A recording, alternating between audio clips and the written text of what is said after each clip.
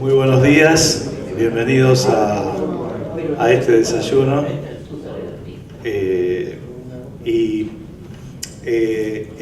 Pide mediante mi persona las disculpas Santiago Murta, que no puede asistir, y en función de que tenemos algún anuncio, muy buen anuncio para hacer, me pidieron a mí de hacer la presentación. Tenemos el gusto en la Fundación de tener hoy, poder hoy anunciar que tenemos ganadores del Premio Nacional de Calidad. El Premio Nacional de Calidad es un premio que está instituido desde hace muchos años, desde los años 94, 93, 94, que fue llevada la ley. Y es un premio que se resume con la palabra Premio Nacional de Calidad, pero es premio al liderazgo, a la gestión y a los resultados. Es un premio a la empresa, y son muy pocas, hay pocas categorías, hay años que hay ganadores, hay años que no hay ganadores porque no tienen el puntaje que corresponde a ganarlo. Y hoy tenemos la suerte de poder anunciar que tenemos 3 ganadores.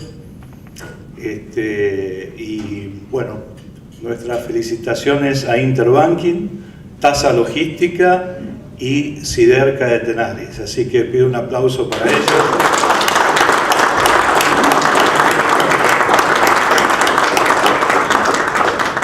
En el caso de Interbanking lo gana por segunda vez. Es un premio a seguir en el camino. En el caso de Tasa Logística es un premio a la perseverancia. Y en el caso de Siderca están corriendo para ver si pueden alcanzar a los primos que están por acá, creo, de Siderar. Pero bueno,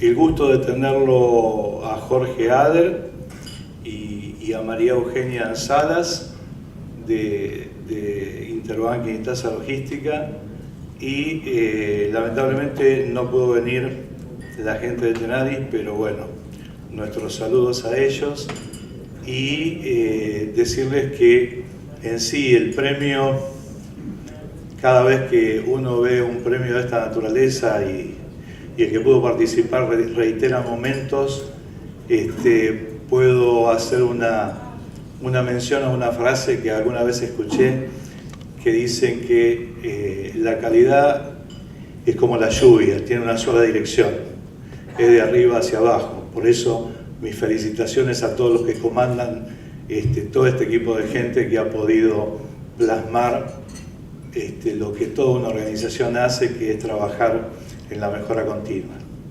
Bueno, suerte.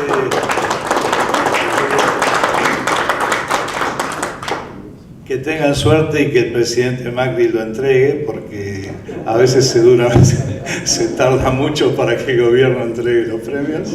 Y aparte, no solo que lo entregue, sino que firme el galardón también, ¿no? Y bueno, para seguir con esto, Mario, si vos queréis seguir con la dinámica de las presentaciones, después de un año de no tener ganadores, tener un año de 3 es algo muy importante, porque el año pasado hubo ausencia de ganadores y este año tenemos 3, y del nivel del que lo tenemos, y con el gusto de que lo haya ganado un amigo como Jorge, que siempre la luchó y perseveró en esto. Bueno, adelante.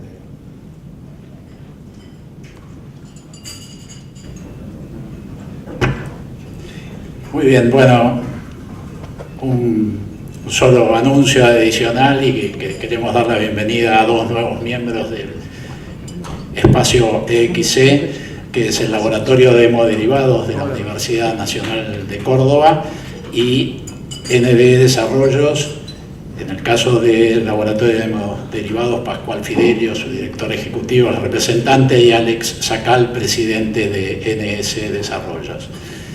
Y bueno, ya para entrar rápidamente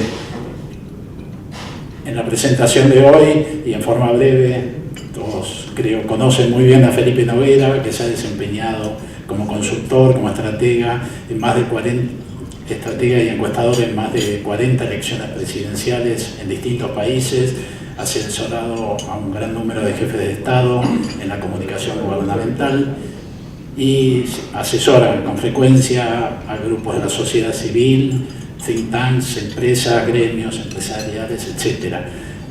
Así que es un gusto poder presentarlo ahora para que nos desarrolle este tema que ha propuesto, que nos pareció realmente muy interesante y yo digo en línea bastante con lo que es nuestro enfoque más reciente, que es una gran dedicación a la innovación, en este caso la innovación política como clave para superar el populismo. Así que gracias, Felipe, y adelante. Qué gusto estar acá, ver algunas caras conocidas y conocer algunas caras nuevas. Acá tenemos la presentación que quiero utilizar, pero más que nada quiero establecer una especie de diálogo con ustedes. Yo sé que al final ustedes tienen la metodología esa de armar preguntas en las mesas para armar la discusión, que seguramente hacia la calidad de las preguntas.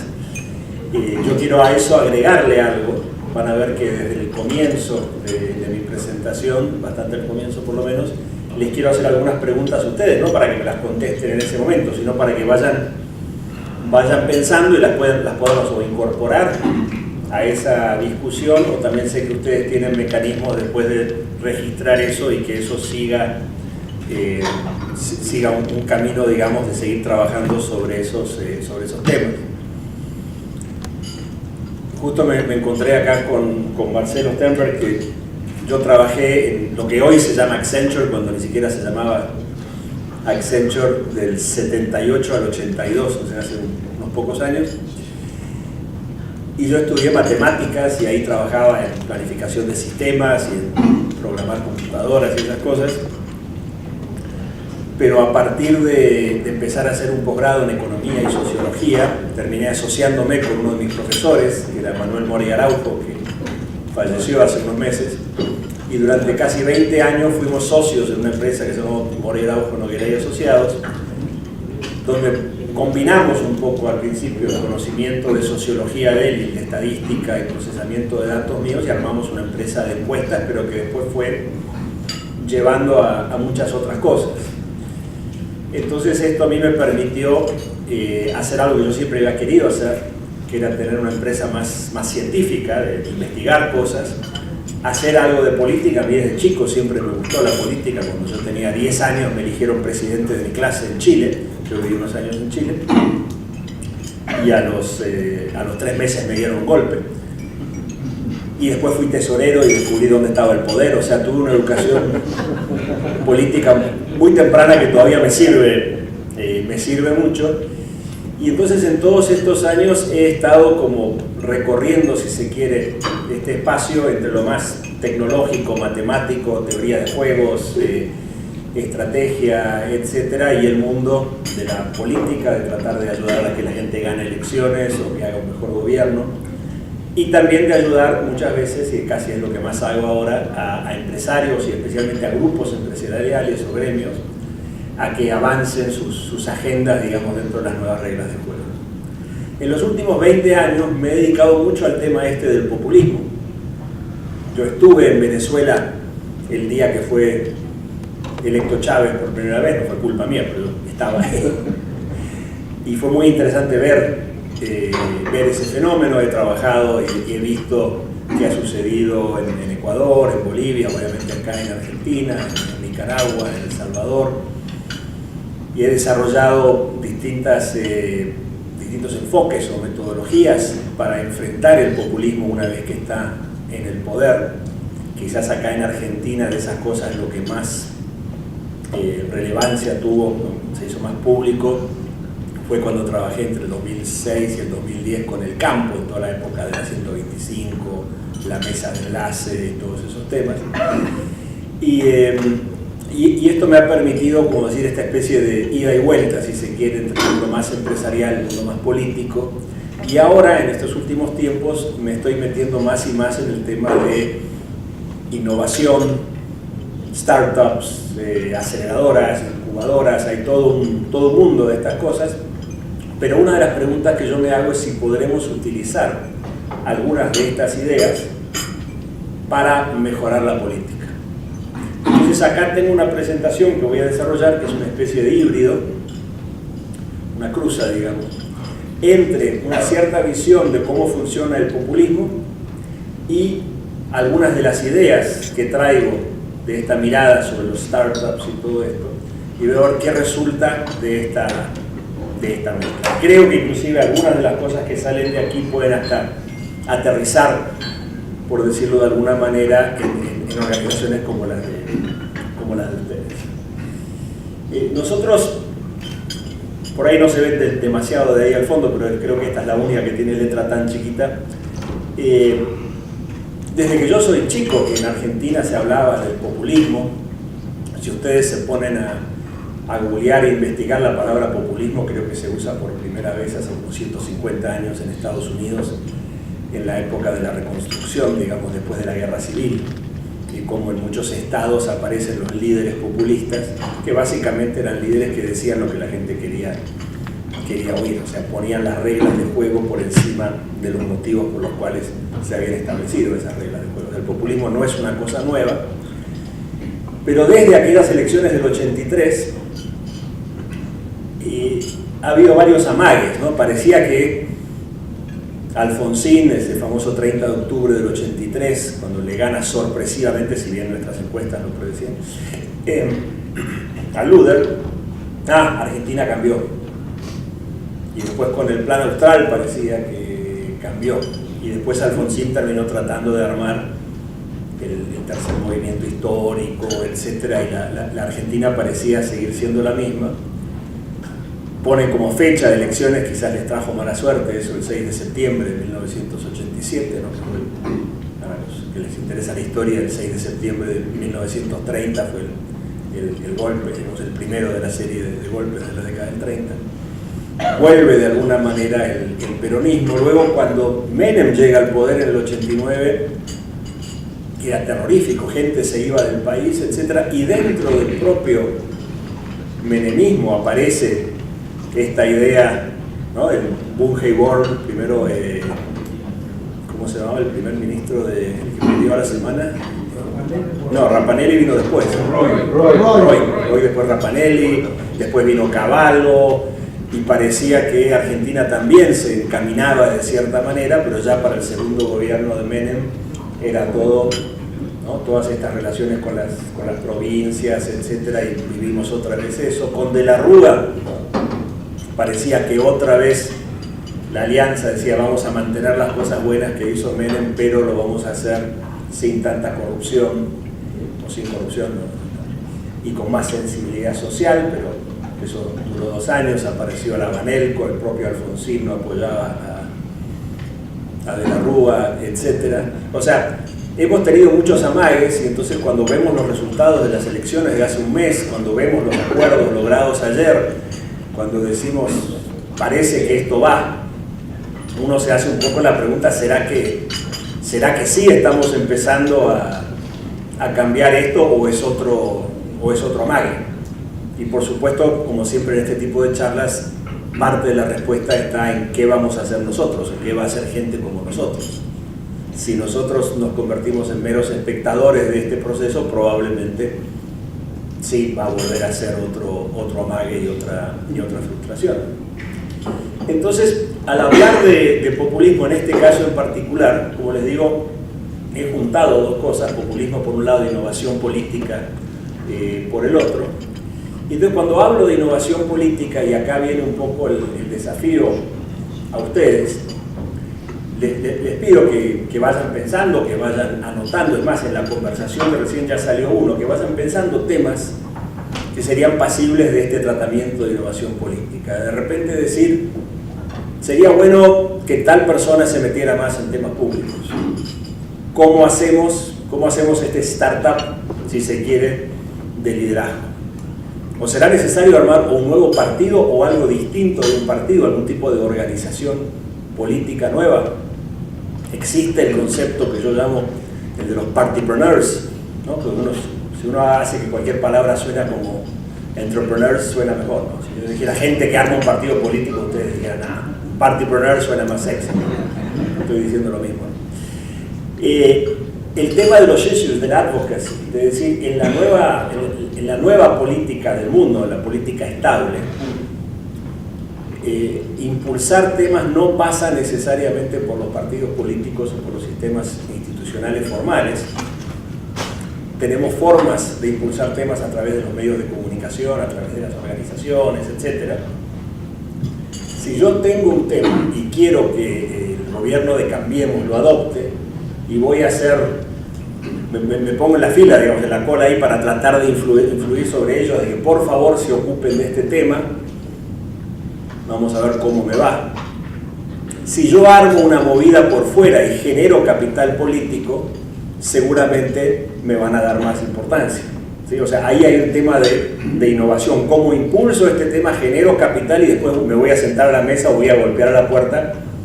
Pero no como alguien que viene, mirá, tengo una buena idea, sino como alguien que viene con algo más armado. Y recién hablábamos acá, que quizás, por eso digo que esta tarea que les quiero dar a ustedes a través de esta mañana, el tema de la calidad, por ejemplo. ¿Qué cosas se pueden hacer? Yo creo que ustedes ya están haciendo un gran trabajo simplemente en existir, en organizarse, en dar un premio, porque cuando uno da un premio reconoce ciertas cosas, entonces está marcando ciertos comportamientos, ciertos valores, pero ¿qué están haciendo en términos de comunicación, en términos de influencia, etcétera? Si algo he aprendido como consultor político es que existe un herramental que está a disposición para todos. O sea, no hay que ser político para comunicar, para hacer una encuesta, para armar un think tank, para desarrollar una propuesta de políticas públicas, para meterse en redes sociales. Entonces, ahí hay un espacio de innovación política. A mí personalmente me gustaría que Cambiemos tuviera un perfil, digamos, en sus políticas públicas. Yo los veo como que, digamos, reviviendo la discusión de hace 50 años entre Alzogaray y Frigerio, ¿no? Entre liberales y desarrollistas. Y parecería que van ganando los desarrollistas. A mí me gustaría que ganen los liberales. Puede ser que esa sea mi preferencia. Ahora, si yo me meto en Cambiemos y quiero lograr eso, probablemente el monstruo me va a comer. Pero ¿qué se puede hacer desde afuera? Con buena onda, ¿sí? Para que les vaya mejor, no como oposición. ¿Qué tipo de cosas se pueden hacer? Casi un mantra que yo propongo, que es Cambiemos, Cambiemos. O sea, Cambiemos también puede ser mejor, quizás, ¿por qué no? Entonces, ahí, como les digo, ya tengo, o sea, si esta reunión termina ahora y nos tenemos que ir todos, yo ya me voy, bueno, por lo menos yo me llevo una cosa, que uno de los temas que podría ser pasibles del issue advocacy sería el tema de la calidad, algo concreto de lo cual se podría trabajar. Y otro tema muy interesante, que es una tendencia mundial, es la política local. O sea, pasan muchas cosas específicas en muchos lugares específicos. Yo durante muchos años enseñé pensamiento estratégico, estrategia, yo en el CEIDA, que es el curso de formación de dirigentes agropecuarios de la rural, que es un lugar muy interesante porque viene gente del interior de distintas ciudades, gente muy, ustedes saben que la gente del campo es muy práctica, ¿no? El trigo tuvo un buen rinde o no tuvo un buen rinde, la vaca está preñada o no está preñada, son, digamos, muy prácticos, muy reales, vienen de realidades muy distintas. Y un día alguien me dijo, ¿te das cuenta de lo que está pasando en las ciudades intermedias de la provincia de Buenos Aires? ¿Qué está pasando? Hay una política del gobierno de trasladar gente del tercer cinturón del Gran Buenos Aires y también en Rosario, ese tipo, a distintos pueblos, darles planes sociales, instalarlos ahí y que incidan en las elecciones de esos lugares. Entonces yo me doy vuelta y digo, bueno, ¿qué van a hacer ustedes? O sea, ahí hay un espacio para la innovación política. Eso difícilmente se resuelva, ¿sí?, a nivel de una política general. Va a estar en manos de los que están en ese lugar y quieran decidir qué van a hacer en su lugar. Entonces acá por lo menos hay 4 instancias de áreas de aplicación de la innovación política. Entonces yo les pido a ustedes que vayan pensando ejemplos, ¿sí? Como por ejemplo decir, mirá, lo de la mesa de enlace fue una buena idea, o el foro de convergencia empresarial, o alguna cosa por el estilo. ¿Qué tipo de cosas se pueden hacer?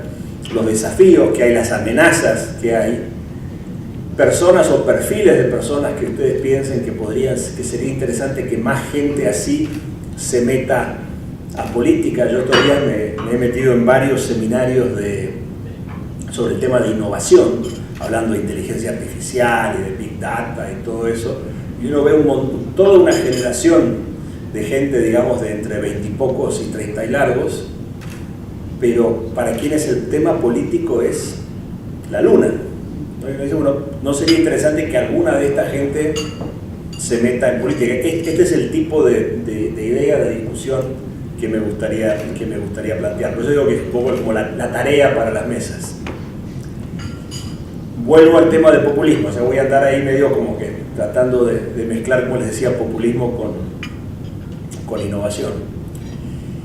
Usamos mucho la palabra populista, decimos Chávez es populista, Trump es populista, el Brexit, los famosos Brexiteers son un fenómeno de populismo. En México se está dando ahora un fenómeno de populismo, justo como les decía hace un tiempito al presidente de la CCE, que viene a ser como la organización popular de todos los gremios empresariales en México, que yo le decía, le dije, mirá, lo conozco hace un tiempito, y le decía, mirá, en Argentina parecería con Macri que estamos empezando a salir del populismo, no sea cosa que, y hice una pausa y él completó mi frase, sí, que México, ustedes están saliendo y México está entrando.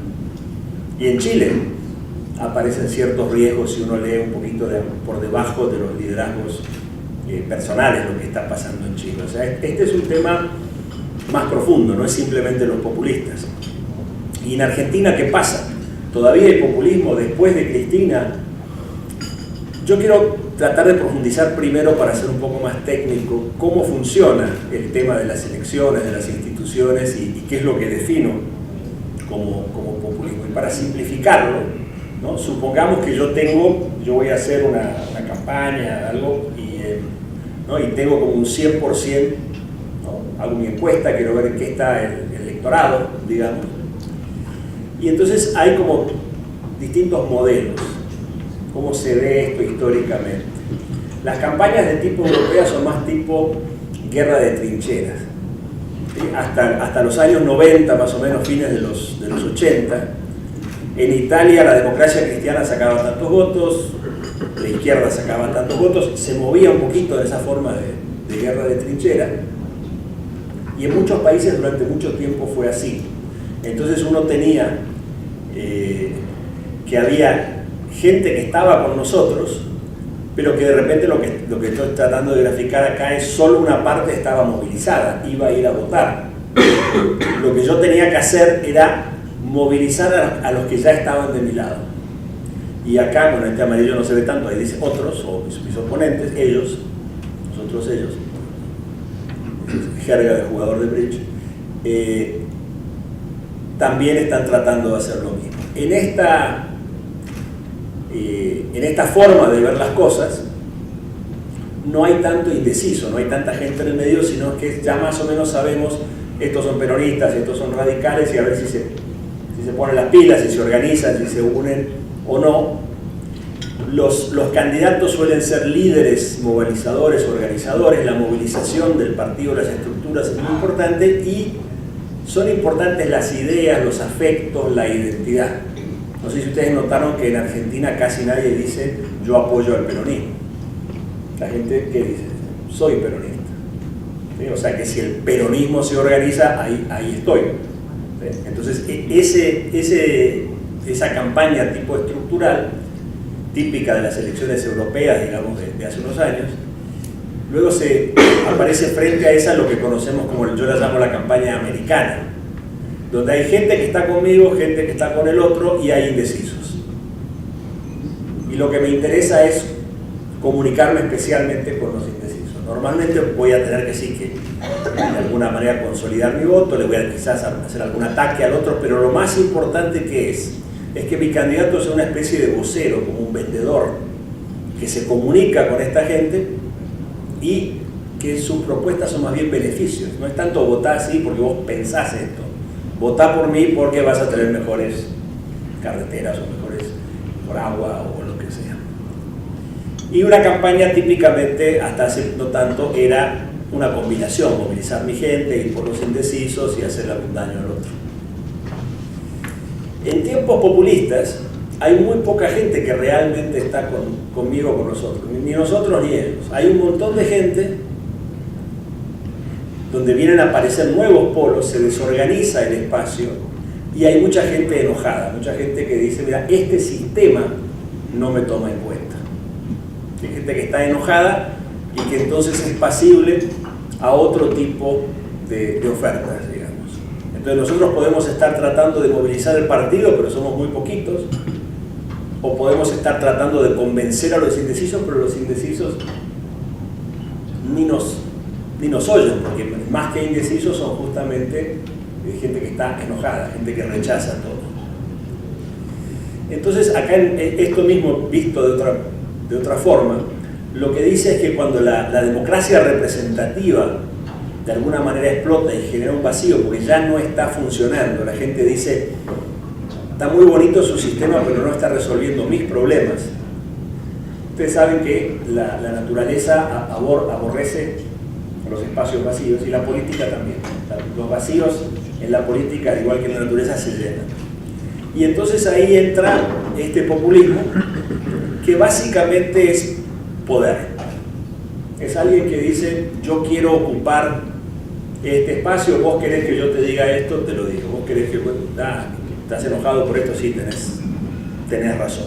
¿Sí? Y entonces terminamos con un sistema donde algunos lo que hacen es decir, no, populismo malo, no, saquemos al populismo. Es como que trataran de empujar esta especie de asteroide que hay acá para sacarlo, pero si el espacio sigue vacío, el espacio vacío va a seguir absorbiéndolo. Y en segundo lugar, si yo entablo esta discusión desde esa perspectiva, parece que estoy defendiendo lo viejo.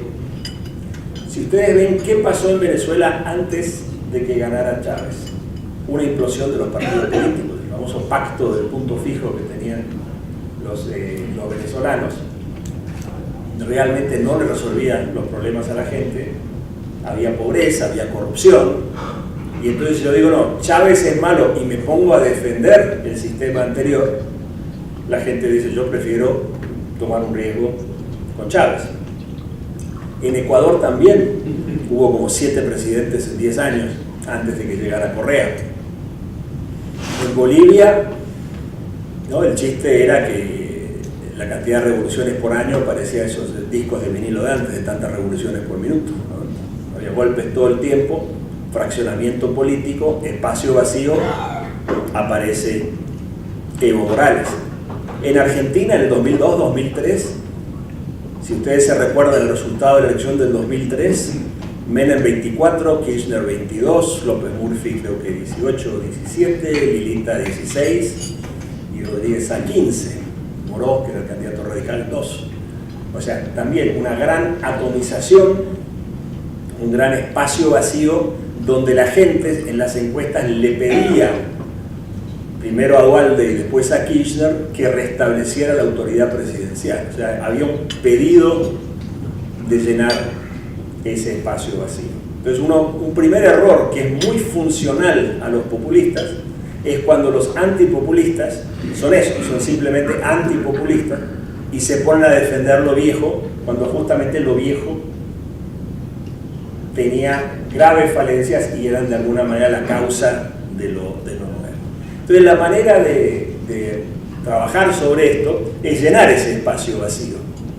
Y si nos miramos en el espejo de democracias más estables en otros países, vamos a ver que el advocacy que les hablaba antes, de organizaciones que van por fuera de los partidos políticos para defender intereses legítimos, es una característica muy importante de estos sistemas y es algo que en muchos de nuestros países es incipiente.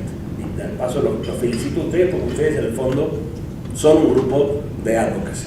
Podrán hacer las cosas mejor o peor, pero están acá dando el presente y se aguantaron todo el problema de venir hasta acá con el tráfico y un viernes a la mañana y qué sé yo, y digamos, ese es claramente es el primer paso, ¿no? Como diría Woody Allen, el 95% de la vida es estar showing up, como decía. Y la otra cosa es que claramente hay que reinventar estas organizaciones que tengan una visión global del futuro, porque la diferencia de los grupos de advocacy y de los grupos tipo partidos políticos es que más en Estados Unidos se los llaman normalmente single issue advocacy groups, o sea, son grupos que defienden un tema, el medio ambiente, los derechos de la tercera edad, los derechos de los niños, de la mujer, de lo que sea, de la calidad. Los partidos políticos en su visión, digamos, de partidos políticos clásicos, de Duverger, etcétera, lo que buscan es integrar todo eso en un sistema que funciona. Y una de las características, y vuelvo a lo que les mencioné un poquito antes de estos nuevos partidos, es que hay una tendencia, mientras el mundo se globaliza, la política se localiza. O sea, frente a un mundo globalizado, si yo soy, no sé, de Rosario, quiero ver realmente cómo afecta esto a Rosario, porque quizás Argentina o Santa Fe no necesariamente me va a representar. Entonces, me parece que aquí hay varias tendencias interesantes que podemos estar viendo, ¿no?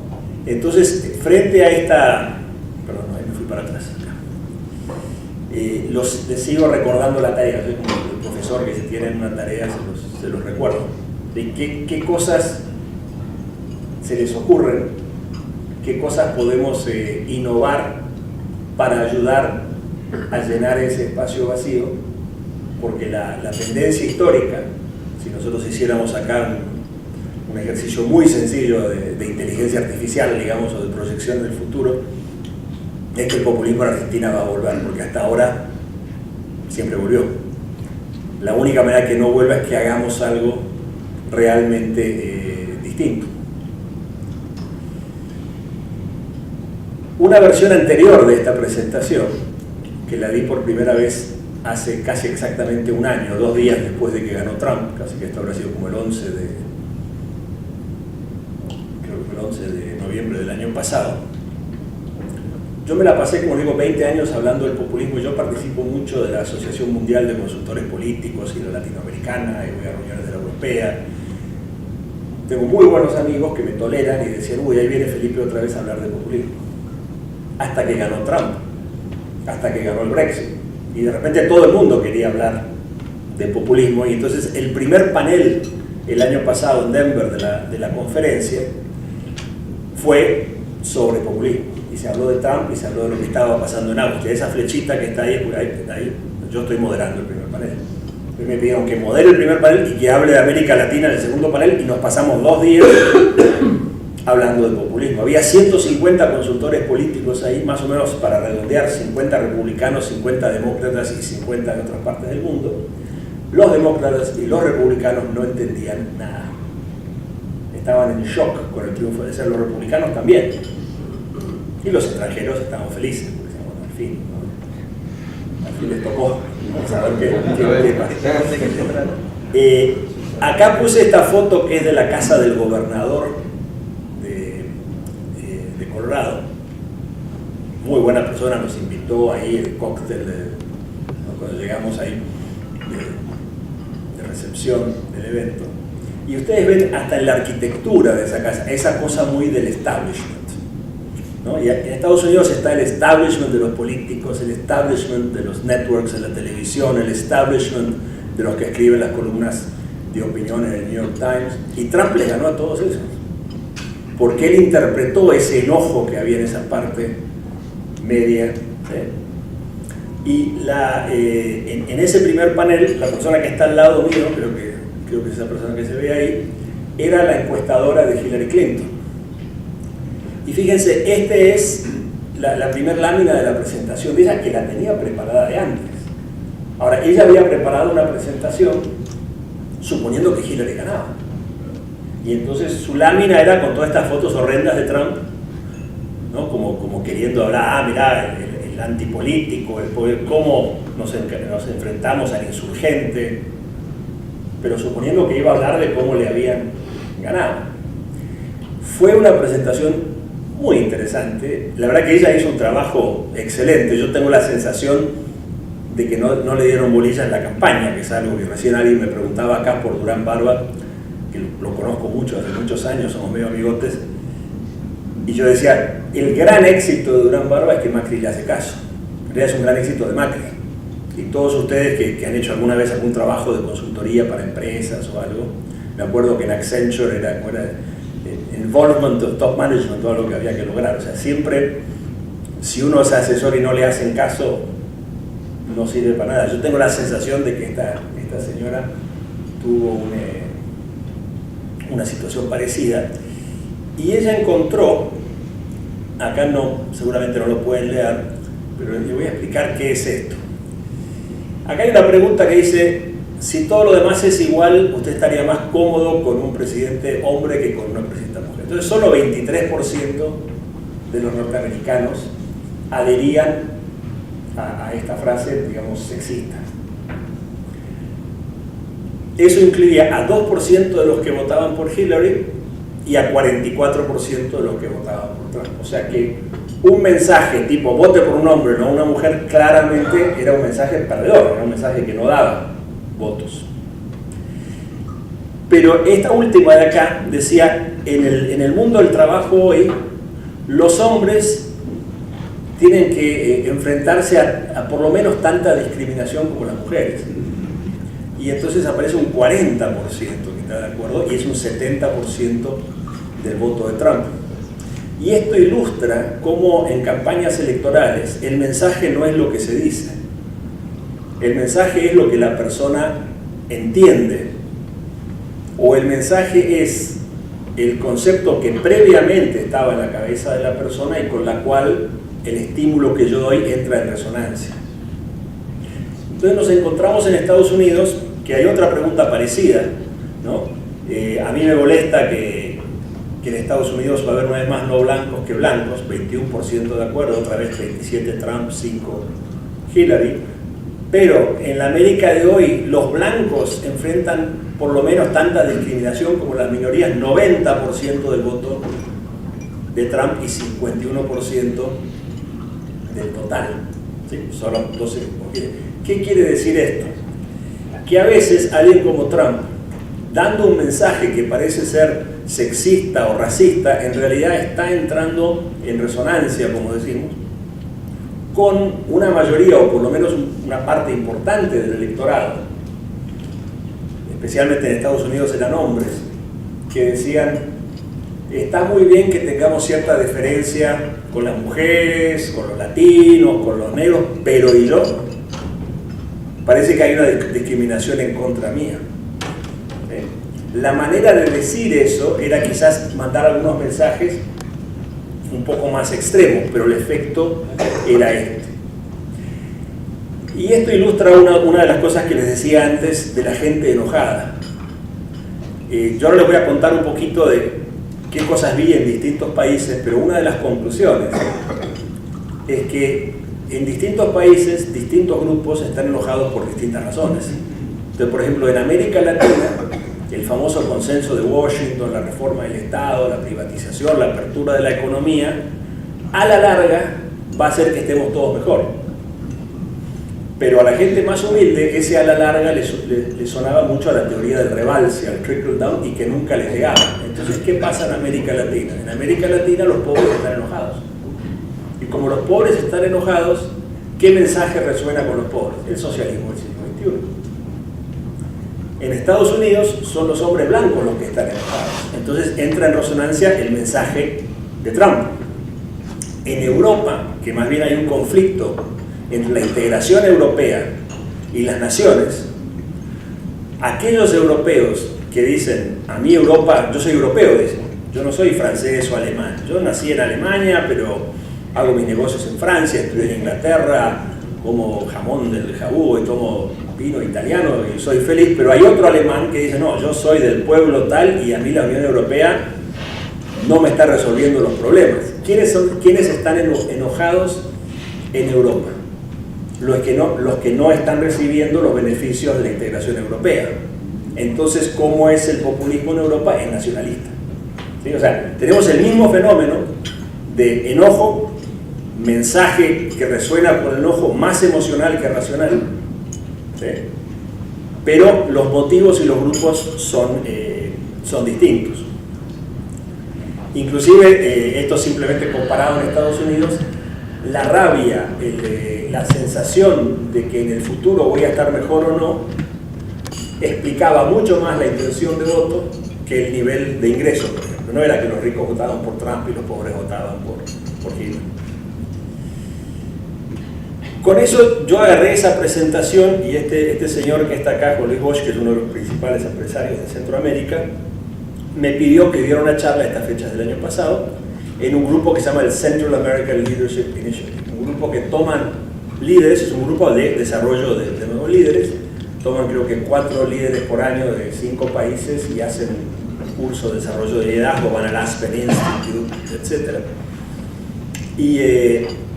Y entonces me pidió que yo presente, yo estaba además en Guatemala, en la casa de él, la noche que ganó Trump. De ahí me fui a Denver y cuando volví me pidió por favor presentar estas conclusiones. Y empezamos a ver qué pasaba en Guatemala. Y en Guatemala la gente es muy pesimista. O sea, uno podría decir, en Guatemala, eso que les acabo de decir de Estados Unidos, de los que dicen que van a estar mejor, o los que dicen que no van a estar mejor, que por lo tanto son pasibles de un mensaje populista, emocional, basado en la rabia. Bueno, en Guatemala ellos son mayoría. Entonces Guatemala obviamente es muy vulnerable a este tema. Y una de las cosas que veíamos es que había grandes manifestaciones hace 2 años, no sé si yo recuerdo, manifestaciones, se renunció la vicepresidenta, renunció el presidente, los metieron presos, etc.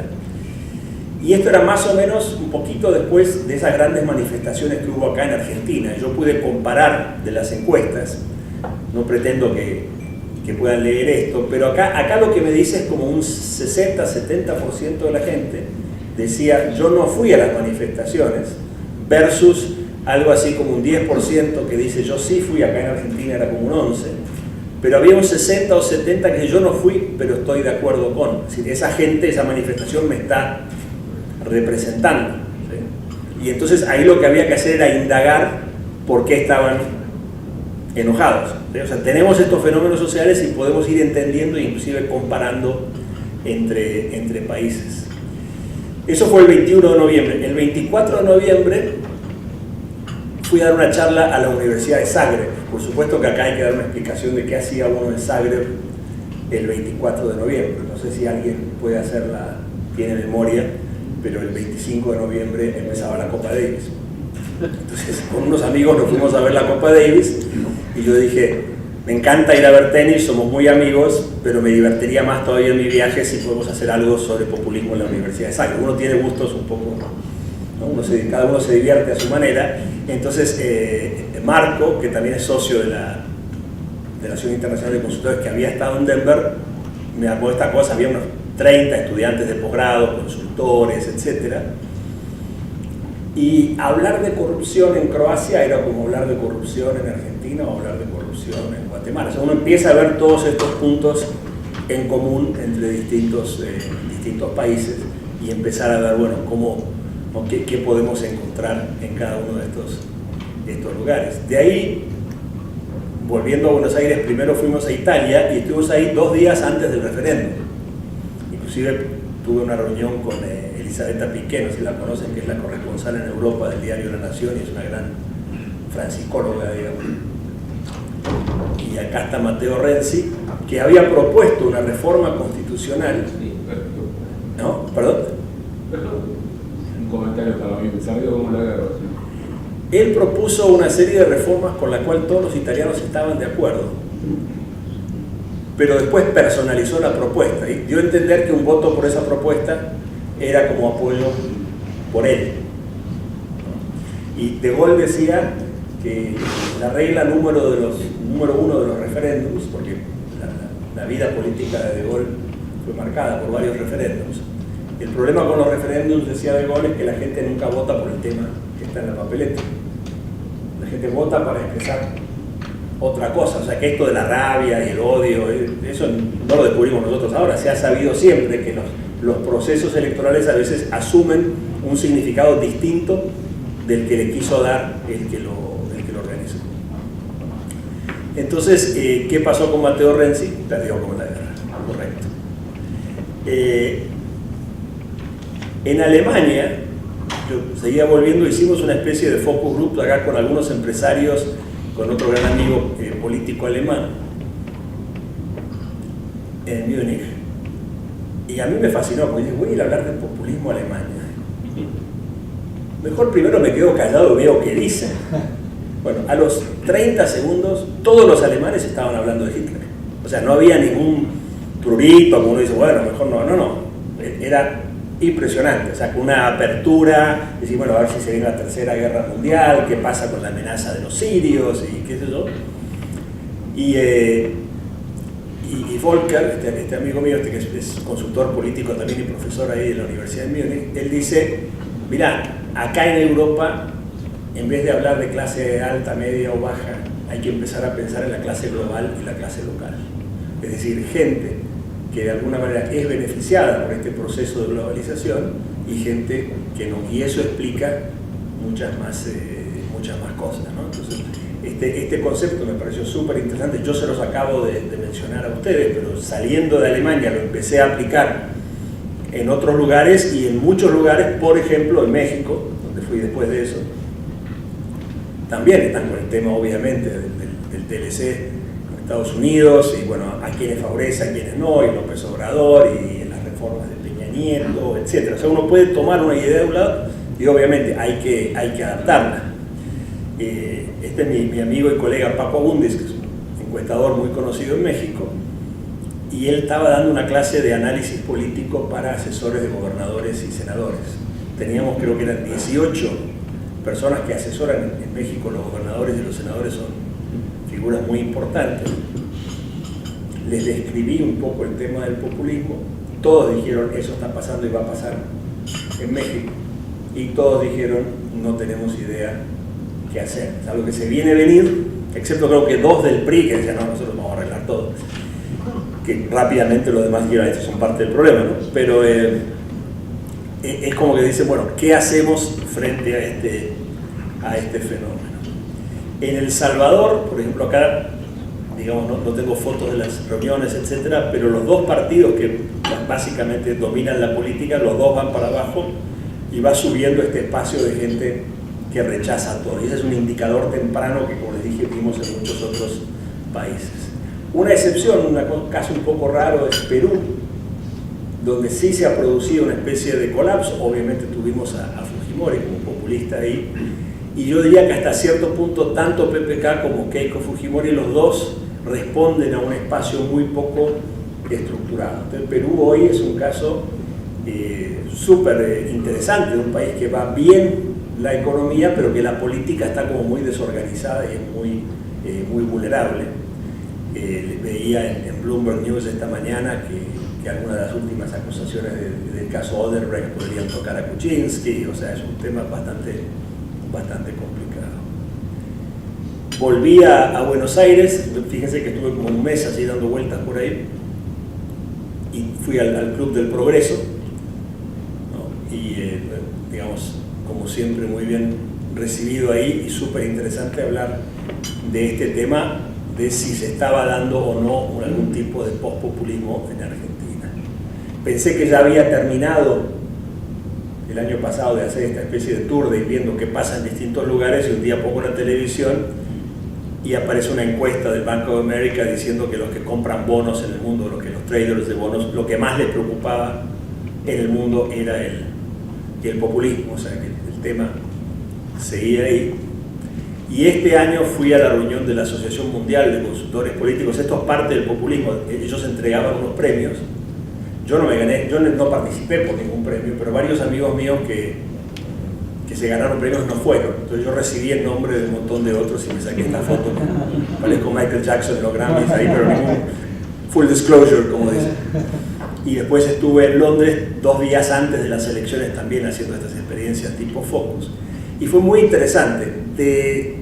de esa situación donde la gente decía, bueno, vamos a dejar que Felipe hable de populismo, en Bruselas me encontré una conferencia de 2 días que era solo sobre populismo, y todos los consultores ya eran expertos en populismo. Y si bien eran, según ellos, expertos en populismo, lo único que estaban viendo era el tema populismo en campañas. Cuando lo que uno sabe es, cuando uno se mete un poco en el tema del populismo, lo más interesante y lo más peligroso del populismo no es tanto populismo en campaña, sino populismo en gestión. ¿Sí? O sea, como que, otra vez, parte de la trampa del populismo. La primera trampa, ¿qué es? Soy populista, yo soy antipopulista, entonces vos defendés lo viejo. Entonces ya me estás ayudando. Y la segunda es, el otro es populista, entonces yo digo, entonces, ¿cómo se dice? Ya pasó la elección, le ganamos al populista. No, el populismo es algo que viene por ahí abajo y sigue afectando. Y en Londres, muy interesante, que Theresa May, en la elección que ella llama el 8 de junio, porque quería mejorar su poder en el Parlamento y lo empeoró, se debilitó, cometió los mismos errores que un año y algo antes habían cometido en el Brexit. Y ese error, yo creo que en la reunión de Bruselas, Richard Murphy, un amigo mío, mostró esta imagen que fue súper interesante. Él empezó diciendo, dijo, perdón, estamos en Bruselas, yo sé que todos ustedes están muy enojados con Inglaterra porque se va de la Unión Europea, pero yo fui consultor del Brexit. Les quiero contar cómo ganamos. Y quiero agradecer a las siguientes personas. Y puso Cameron, Obama, Corbyn, puso todos los que estaban en contra del Brexit. Todo el mundo le dijo, no, esa es la lámina equivocada. No, ganamos gracias a ellos. Y él usó la palabra inglesa patronizing. Ser patronizing es como ser condescendiente. Como yo digo, seguramente ustedes ya saben tal cosa, como diciendo, si no están de acuerdo conmigo son unos imbéciles, ¿no?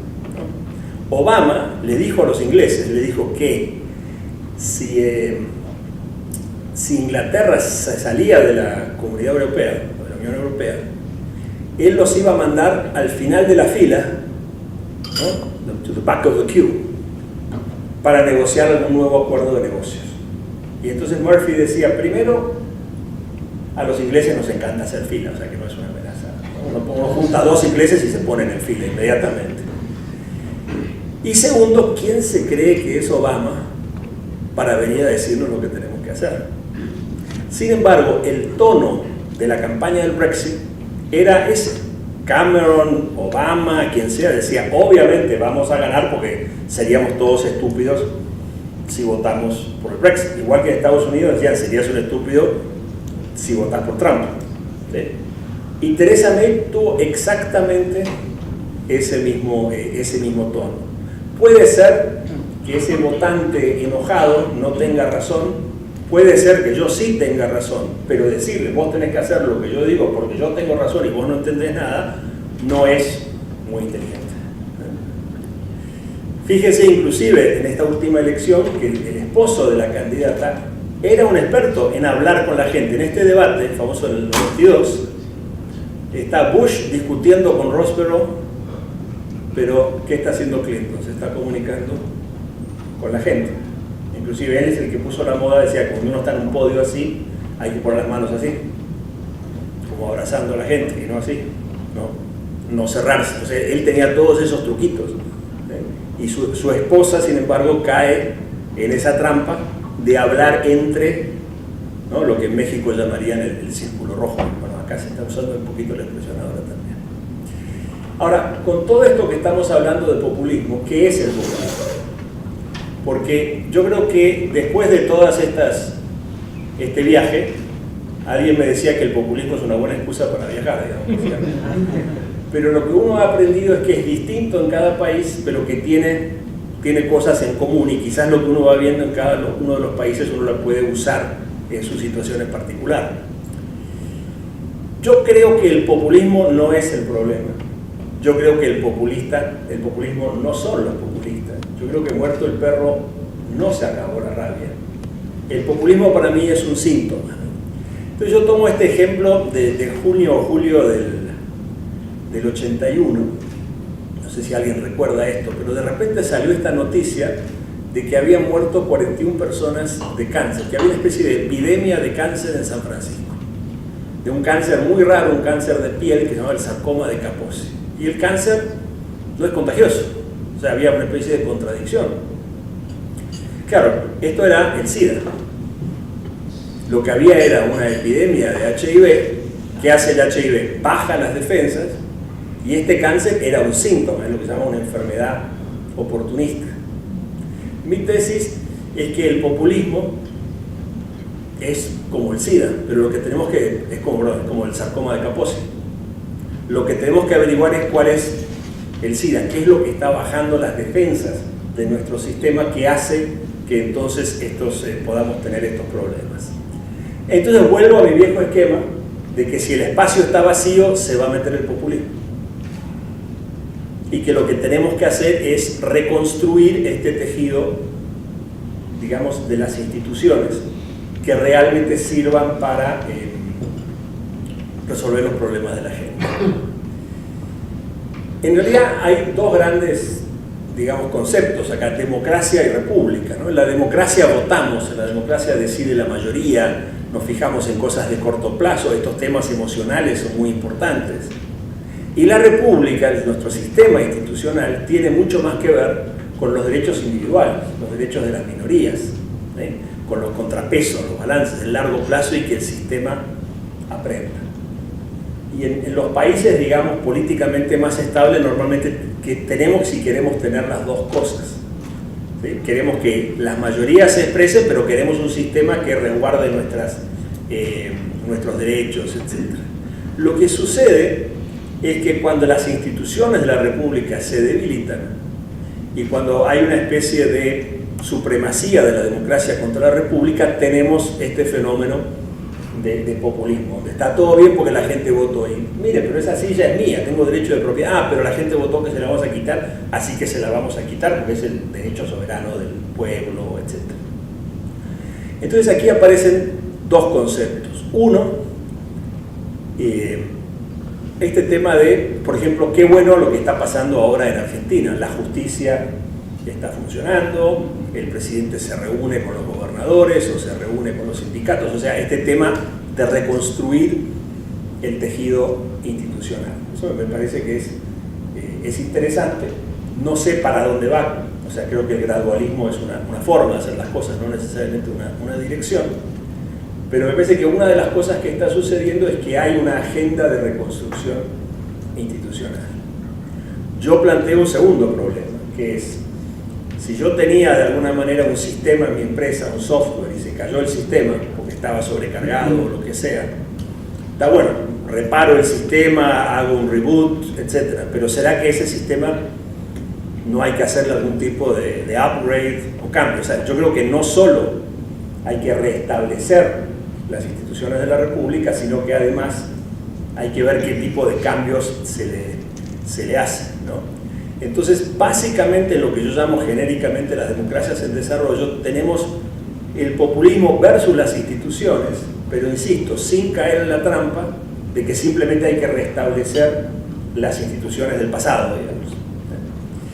Y se da este fenómeno cuando el populismo está en auge, que yo lo llamo el fenómeno de la ola y la red, que yo digo, esta rabia de la gente, la rabia de los pobres que sienten que nadie realmente se ocupó de ellos, de los nacionalistas europeos, etc., es como un tsunami, es una gran ola y es más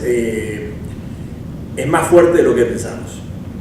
Entonces, frente a una ola, cuando vemos esa ola, hay que actuar inteligentemente. Frente a una ola, construir una pared es una mala idea, porque la ola va a tirar la pared. Yo creo que frente a la ola, lo que hay que pensar más bien es armar una red de actores que ataje lo malo que trae la ola, pero que deje que la energía pase de largo. Y esto, por ejemplo, fue el pensamiento detrás de la mesa de enlace, de ese tipo de foro de convergencia empresarial y otras cosas en otros lados, donde uno dice, bueno, tenemos un gobierno con una gran potencia populista, si vamos de frente perdemos, pero organicémonos y tratemos de atajar ciertas cosas. cuando la marea cambia también hay que pensar cuál es nuestra ola, ¿no? Cómo podemos organizar nuestra propia ola, que es interesante, no siempre uno está frente a la ola. Entonces, en estos tiempos populistas, este espacio vacío también juega uno ahí. Yo también puedo tratar de entender por qué la gente está enojada y quizás resolverla de otra manera. Entonces, cuando yo digo que acá puede haber enfoques racionales y emocionales, con temas como el enojo, con temas como el patronizing, qué sé yo, uno puede argumentar que tratar de ser racional usar un argumento racional cuando la gente está actuando emocionalmente, eso es irracional. Lo racional es tomar en cuenta las emociones y entender las emociones de la gente, ¿no? Dicen que la gente dice lo que piensa pero hace lo que siente, ¿no? A veces en una encuesta o algo la gente contesta correctamente, sí, esto es muy importante, pero después en el momento reacciona de otra manera, ¿no? Sí. ¿Me puedo plantear una pregunta ahora? Estoy por terminar, quizás, si claro. quieren, porque no quiero pasarme del tiempo, empezamos un poquito tarde, pero voy a tratar de acortar esto. Bueno, acá hay todo un tema de qué hacer frente a la red, y a mí me gusta esta cita de Margaret Thatcher, porque yo pensaba que ella decía, alguien me había dicho que ella decía que lo impensable siempre ocurre. Y antes de poner la presentación me puse a averiguar qué es lo que había dicho Margaret Thatcher. Lo que Margaret Thatcher había dicho era que al final uno hace lo impensable. O sea que cuando las situaciones cambian, a veces se vuelve totalmente lógico que uno tenga que hacer cosas que antes era impensable que uno las hiciera, ¿no? Entonces, juntando todo esto, aquí había esto en realidad es una reconstrucción porque no encontré la foto del lugar, pero hay un viejo edificio en Buenos Aires que en el descanso de la escalera tiene un cartel, ¿no? Como si fuera eso que se ve ahí. Y el cartel dice, cuidado, el próximo escalón es más alto, ¿no? Y ustedes saben que en las escaleras siempre hay que tener mucho cuidado que los escalones sean iguales, porque si hay una pequeña diferencia la gente se tropieza. Entonces habían puesto este cartelito. Con este cartel a mí me parece que es una especie de filosofía de vida. Que cuando uno piensa que las cosas van bien o uno piensa que ha tenido cierto éxito, hay que tener cuidado porque muchas veces el próximo escalón es más alto. Entonces, si queremos usar la innovación política como clave para superar al populismo, vuelvo al tema al que vamos a ir ahora un poco de la tarea de las mesas, de decir, a ver, lo que nos dice lo que los futurólogos llaman la regresión a la media es que si no hacemos nada, este va a ser otro amague y dentro de 5 años estaremos teniendo una conferencia de cómo se volvió a perder la oportunidad. Si hacemos cosas que me ayuden a pensar qué cosas, así las podemos meter en todo este know-how que hay ahora. En las startups, quizás algunos de ustedes estén metidos en este tema, se habla de incubadoras, donde miramos ideas, y aceleradoras, donde decimos, bueno, acá ya hay algo que se está haciendo que queremos que tenga éxito.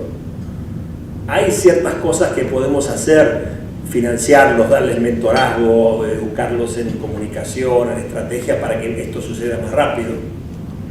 Está el concepto de los MVPs, ¿no? Minimum Viable Product, que dicen, cuando tengas algo que ya más o menos puedes dar, echalo a andar y probalo. ¿Sí? Lo mejor es enemigo de lo bueno, echarlo a andar y después, si vas a fracasar rápido, si puedes probar otra cosa. Vamos a fail fast. Por mucho que uno pueda pensar que todos los conceptos de startups y de innovación, etcétera, se pueden aplicar muy en general, hoy por hoy la realidad es que casi siempre están amarrados a algún uso de tecnologías digitales. Y en particular hoy lo que está pisando muy fuerte es la inteligencia artificial. Y una de las cosas que yo estoy haciendo ahora es, por ejemplo, en algunos grupos como este, de repente decir, usar sistemas para ayudarlos a pensar en conjunto más rápido. En vez de hacer grandes reuniones, de tratar de ponernos de acuerdo, etcétera, si podemos preparar ese tipo de cosas con sistemas, como se dice ahora, centauros, ¿no? Donde el hombre y la máquina trabajan juntos para pensar más eficientemente. Yo creo que tiene que haber centauros colaborativos también, que este es un área que estoy trabajando en desarrollar ahora. Y como, por ejemplo, el famoso tema que está de moda ahora, el blockchain, ¿no? Que es esta idea que está detrás del Bitcoin, que es que en vez de tener una institución como un banco central que esté cuidando el valor de una moneda, que haya un sistema que lo pueden tener todos los que participan, toda la información, como que no fuera necesaria la institución central. ¿Será que eso es posible en temas políticos?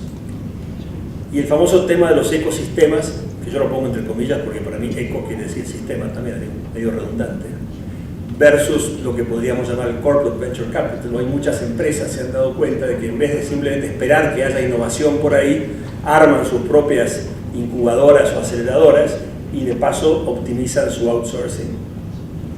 Hoy, por ejemplo, Cambiemos, ¿qué es? ¿Es el dinosaurio a vencer? ¿Es la innovación? Pero el innovador que le fue bien y es muy grande, o sea, es el Google, es el Apple. ¿Sí?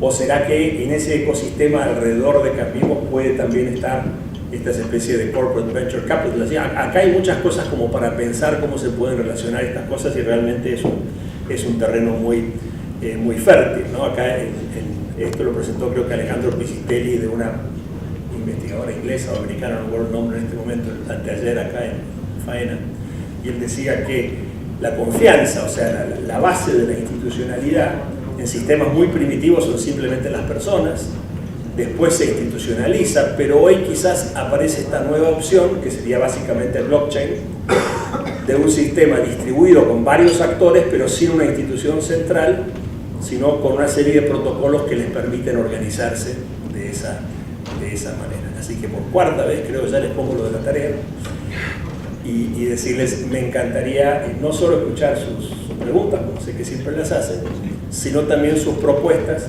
de qué tipo de formas se imaginan ustedes, más allá de la que ya me mencionaron del tema de impulsar el tema de la calidad, para la innovación política hoy. Pues yo insisto, creo que es muy importante que frente a esa ola del resentimiento, de la rabia, podamos construir una especie de ola que venga en el otro sentido, una ola de progreso, si se quiere. Muchas gracias.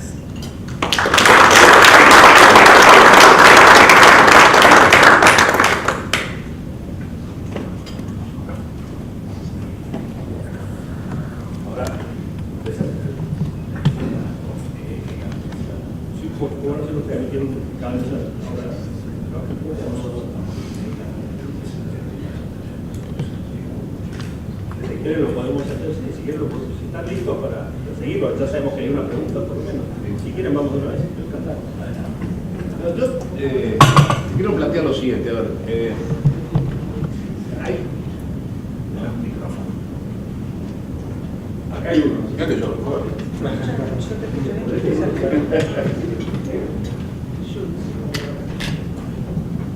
¿Quién tenía el lugar? Gracias. No, yo quería plantear lo siguiente. Hay conceptos, digamos, con el Jeffrey Povetsky, la era del vacío, que sostienen que hoy la gente quiere las cosas aquí y ahora y que las redes sociales sirven para potencializar toda esa demanda. En ese sentido es bastante parecido a lo que nos pasó a nosotros en los 40. La gente quería progresar en un momento determinado y eso se le dio y formó, digamos, años de cultura comunista.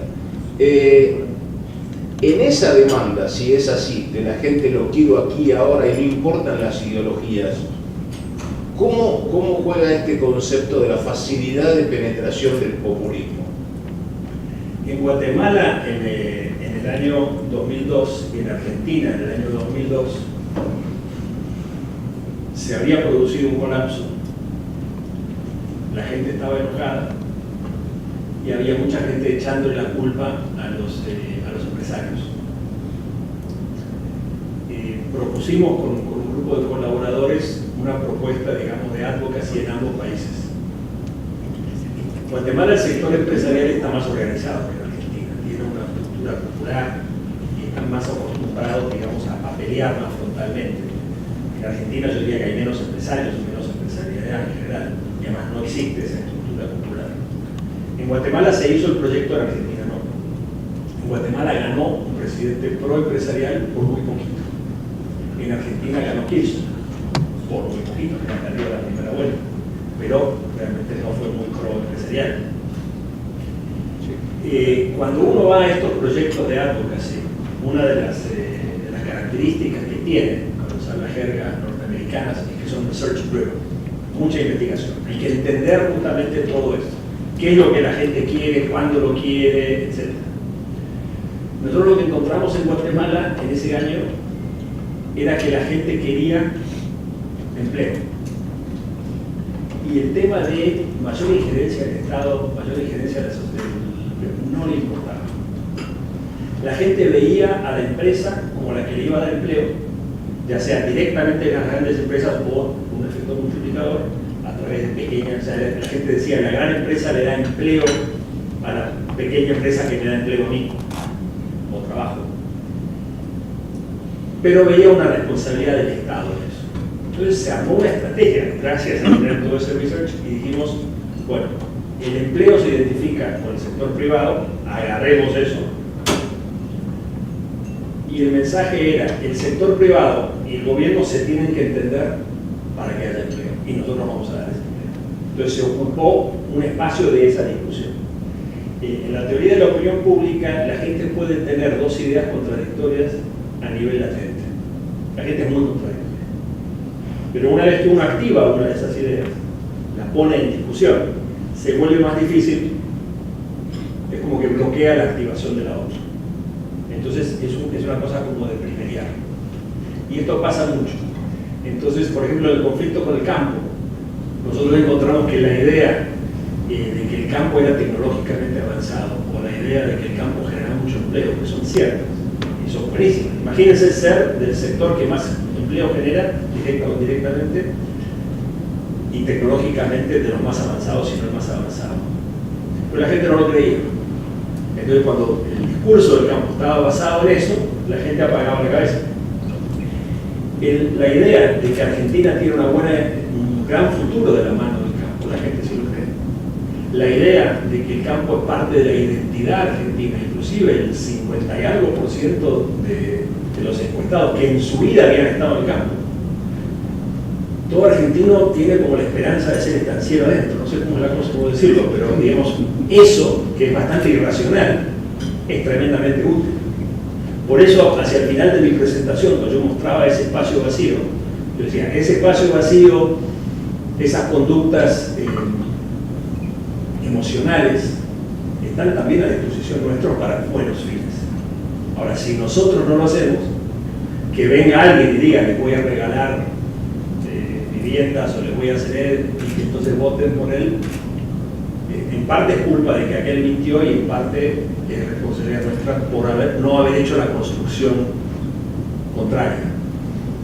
Por eso mi predicción es que si no nos dedicamos a hacer esa construcción, dentro de X años vamos a estar analizando el cuarto amague o el quinto amague, como de la otra vez volvimos. Hay gente que hoy por ahí la tenemos totalmente, digamos, pensando que está defenestrada y acabada, van a estar ahí logrando votos de gente que diga, bueno, pero este sí me está hablando a mí. ¿Se puede hacer? Se puede hacer. ¿Es difícil? Es difícil. Ahora, si no lo intento, es imposible. Una pregunta, Felipe. Vos dijiste, la gente dice lo que piensa, pero hace lo que siente. Y tal vez yo agregaría, si no dice lo que piensa que tiene que pensar, pero ¿qué tiene que decir? Tal vez eso explique un poco todos los fiascos de los encuestadores en muchas últimas elecciones que hubo, ya sea Brexit y otras, Colombia. Mi pregunta es, ¿en qué medida las encuestas, tanto electorales como de anhelos de la población o lo que fuera, van a seguir siendo válidas y en qué medida la política está adoptando herramientas tecnológicas y de redes y de conocimiento más modernas como Big Data, inteligencia artificial, para correlacionar las cosas que la gente hace, la manera que se comporta en la sociedad, etcétera, con sus anhelos o con sus intenciones de voto? No sé si está clara la pregunta. No sé si está claro qué querías preguntar, yo tengo claro que quiero contestar. La famosa cita de Kissinger cuando iba a hablar con la prensa, decía que entraba y decía, a ver qué preguntas tienen para mi respuesta. Él ya sabía lo que iba a decir, le daba curiosidad saber lo que le iban a preguntar. La lámina donde yo puse eso de que la gente, ¿no?, dice lo que piensa y hace lo que siente, fue porque resumía bastante bien e incluye eso de que la gente dice lo que piensa o que piensa que tiene que decir correcto. Pero abajo había otra frase que no paré ahí porque nos estábamos quedando sin tiempo. Cuando yo di esta presentación hace un mes y medio en México, era un seminario muy en México, todo es enorme, que había 1000 personas, vienen las campañas electorales, ahí uno sube música, parece que tuvieran los Grammys o algo. Y me dicen, mirá, van a cerrar el evento, vos, y después va a hablar el señor Enrique Achach, que es un genio del contacto directo. Él hace mailing todavía con papel. Y aparte, como se agarró con el papel, hace origami, eso no sé, es un tipo así muy interesante. Y estaba almorzando con él antes de, esto fue, digamos, 3 de la tarde, los almuerzos de México a las 4 de la tarde. Y él me dice, qué interesante porque en el coaching, él se ha vuelto coach ahora, hay que alinear, dice, pensamiento, sentimiento, expresión, o sea, lo que uno dice, y acción con el objetivo. Hay que alinear las 4 cosas. Yo le dije, mira, vos estás diciendo que hay que alinear, ¿no?, lo que dice, lo que piensa, con lo que siente y lo que hace. Y yo lo que estoy marcando es que estas 2 cosas están separadas. Claro, él ese coaching, ese alinear las 4 cosas con los objetivos, está pensando en un coacheo de líderes, de empresarios, de políticos. Yo estoy viendo el total de la población. Entonces tenemos un insight, si quiere, conocimiento, de que para lograr objetivos hay que lograr ese trabajo para alinear eso, pero por otro lado tenemos el conocimiento de que la población está, por decirlo de una manera, desalineada y está yendo en estas 2 direcciones. Entonces yo creo que ese es el trabajo que uno dice, bueno, es un problema pero es una oportunidad. Si yo pierdo el prejuicio, es decir, solo tengo que tratar a la gente racionalmente, si yo la puedo tratar emocionalmente, también lo puedo hacer para objetivos buenos. Y el uso de las tecnologías, ya sea de encuestas, focus groups, big data, etc. Mi experiencia es que es acumulativo. Las tecnologías no reemplazan a las tecnologías anteriores, sino que se van sumando a ellas. Por ejemplo, la comunicación en redes sociales es bastante falsa, porque las redes sociales tienden a hacer circular la información en grupos muy homogéneos, gente que ya piensa lo mismo. Yo el otro día mandé el mensaje de que Vudú fue preso a mis amigos de Guatemala, se lo mandé a 5 personas y a las 3 horas hablé con uno de ellos y me dice, tu mensaje se ha vuelto viral. No se había vuelto viral, esas 5 personas se lo mandaron todos, están felices que estas cosas avancen en Argentina. Entonces uno tiene un proceso de comunicación que es saturación de espacios homogéneos, donde no estoy ganando ningún voto, o sea, no estoy llegando a los indecisos. Entonces me sirve para algunas cosas, pero para muchas otras la comunicación por medios masivos, que sí la puedo targetear, digamos, a indecisos, etcétera, es más útil. Entonces, y lo veo mucho en estas conferencias de innovación, de Big Data, de inteligencia artificial, hay una fascinación con la tecnología. A los empresarios, por ejemplo, les fascina las redes, porque son baratas. Que bueno, podemos hacer esto y no nos va a costar. Sí, pero tampoco les va a servir, porque están entrando en ese circuito donde creen que están comunicando, como ellos son parte de ese segmento homogéneo, ¿no? Como un amigo mío que trabajaba para Pepsi en una época, creo que no haya nadie en Pepsi, creo que fue hace mucho, que un día íbamos con él por Libertador, íbamos a la casa de otro y me dice, no, ese cartel ahí es muy importante. Ah, ese es parte, ustedes han estudiado el mercado, que la ruta. No, es porque mi jefe pasa por acá toda la mañana. Lo mismo pasa hoy en las redes. Yo creo que estoy llegando a todo el mundo porque me vuelve mi propio mensaje. Entonces yo tengo que combinar eso con una encuesta, por ejemplo, que sí le pregunte a todo el mundo para ver si les está llegando o no. Pero se pueden hacer encuestas por internet. Hay que ver si esa encuesta está llegando a todo el mundo o no. Entonces, me parece que no hay que ver las distintas tecnologías, como digo, como alternativas, sino como acumulación. Y por ejemplo, Achach, el origami, el coaching y todo eso, él sigue teniendo un negocio fantástico de mail en papel físico en México y tiene una serie de estudios que dicen, si a vos te llega un pedazo de papel, lo pones ahí, lo lees, lo guardás, mientras que en tu email o en tu Facebook, tu delete, se vaya cambiando, sino que se va ampliando. Y hay que ver para qué se usa cada herramienta. Perdón, estamos en los límites, pero daría para muchas preguntas más.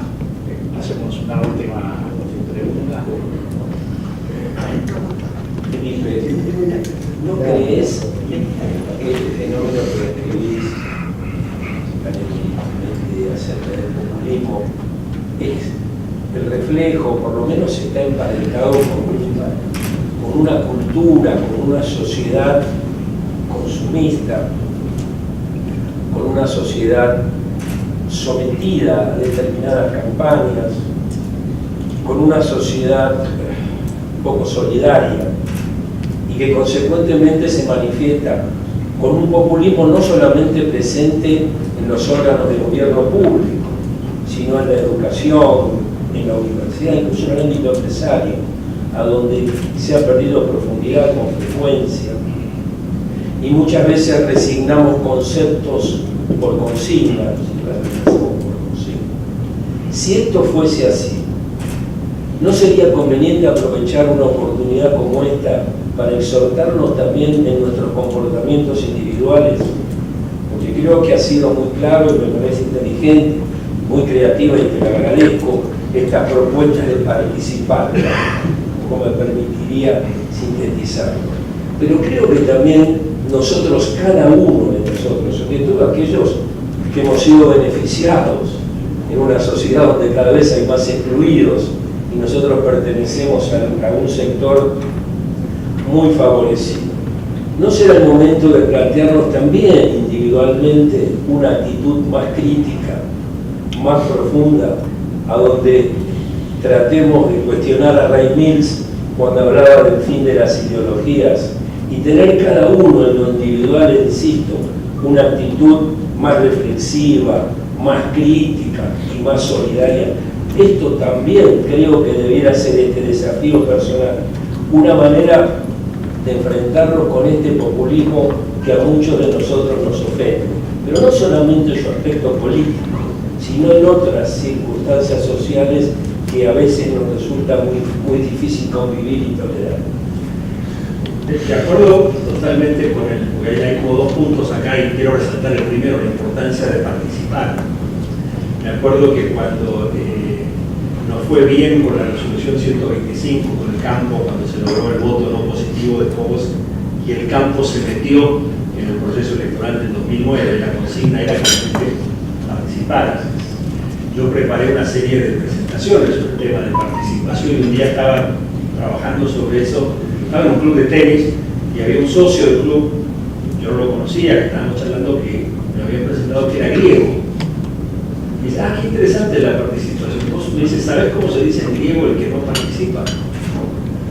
El idiota. Porque en la polis griega, el que participaba en la política era el politikos. O sea, participación política es otra redundancia. O sea, política es participación. Lo político es lo público y lo privado es lo de idiots, como la idiosincrasia. Entonces, el que no tenía derecho a participar era el idiotis. En Grecia era porque no tenía derecho, después se convierte en la palabra latina, idiota, que quiere decir el que no tiene la capacidad para participar, y después en castellano pasa a ser el que no tiene capacidad mental. Pero en esa época me decía uno, pero ¿cómo le vas a ir a decir a 500 chacareros en Paraná que el que no participa es un idiota? Te van a morir a palo, ¿no? Al final fue lo que más les quedó de las presentaciones. Y el primer punto lo quiero resaltar, la importancia de participar. El segundo punto, en qué dirección, con qué visión, con qué ideología, con qué principios.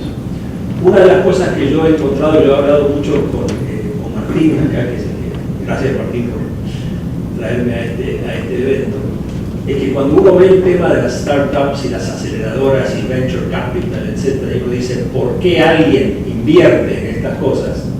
Hay un fin de lucro. Pero si yo esto lo traduzco a la política, yo creo que estaremos de acuerdo viendo lo que pasa hoy en tribunales o en Odebrecht o qué sé yo, que quisiéramos quitar el fin de lucro de la política, digamos, no queremos armar una innovación política con fin de lucro. Entonces, creo que la idea central es cuál es ese fin.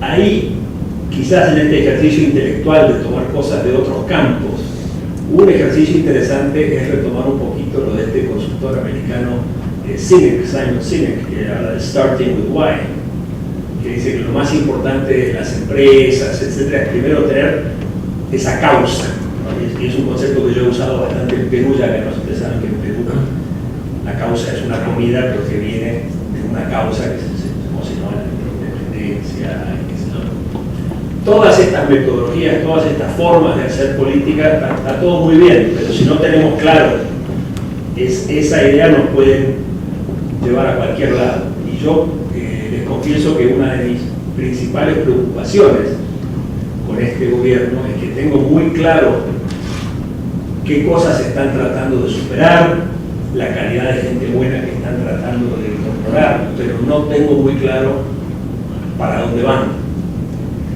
Y mi percepción en ese sentido es que tratar de meterse adentro de eso, decirles vayan en esta dirección, es como tratar de empujar un elefante. Por eso yo creo que la participación, por decirlo de alguna manera, de formas innovadoras, de participar por fuera, es como que ir atrayendo ese elefante, no sé, con una banana o lo que quiera comer ese elefante. Pero la tarea de definir en qué dirección queremos ir es quizás primero la decisión de participar y segundo la tarea de determinar ese porqué. Y yo creo que en definitiva ese porqué puede ser una construcción colectiva de grupos como este y otro que se den cuenta de que si ese porqué no lo definimos nosotros, nos quedamos en un sistema populista de alguna manera, donde simplemente son como después de la batalla que los perros de la guerra se van repartiendo lo que quedó ahí. Y digamos, a menos que establezcamos esa visión de futuro, vamos a terminar en otro episodio de eso.